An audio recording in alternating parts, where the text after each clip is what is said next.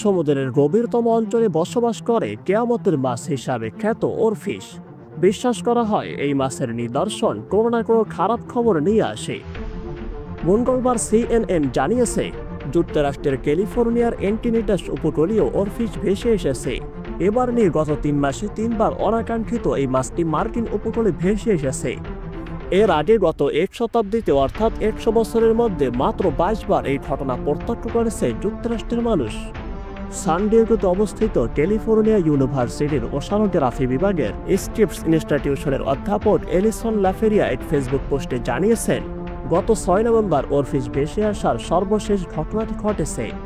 সেদিন এন্টিনিটাস উপকূলের গ্লাডভিউ বিচে প্রায় 9 ফুট দীর্ঘ এই মাছটিকে দেখা যায়।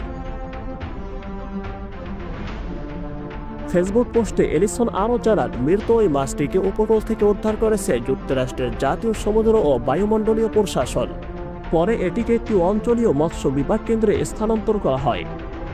অন্য এক ব্যবস্থাপক বেন ফেরবল এক ফেসবুক পোস্টে বলেছেন, আমরা নমুনা সংগ্রহ করেছি এবং আমরা আরও গবেষণা করেছি এবং এর চূড়ান্ত সংরক্ষণের জন্য নমুনাটি হিমায়িত করেছি।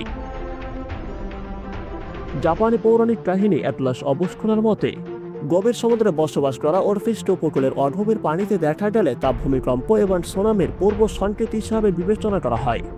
ওশান কনজারভেটরির তথ্য অনুসারে 2011 সালের মার্চ মাসে জাপানে পোর্লাইটারে একটি ভূমিকম্প এবং সুনামি সংঘটিত হয়।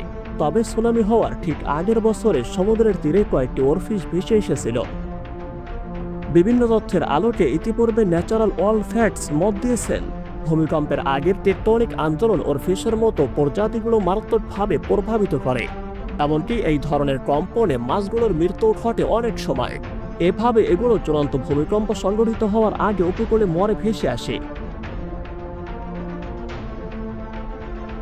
ওরফিশকে প্রায় সময় সমুদ্রের সর্প হিসাবেও বর্ণনা করা হয়। দীর্ঘ ফিতার মতো রূপালী এর দেহ প্রায় 30 ফুট পর্যন্ত হতে পারে। আর অনেকেরই মতে এই মাছগুলো জীবিত অবস্থায় সমুদ্রের তীরে খুব কম পাওয়া যায়, কেননা এই মাছগুলো ঠিক তখনই ভেসে ওঠে যখন কোনো ভূমিকম্প বা সুনামির সংকেত পায়।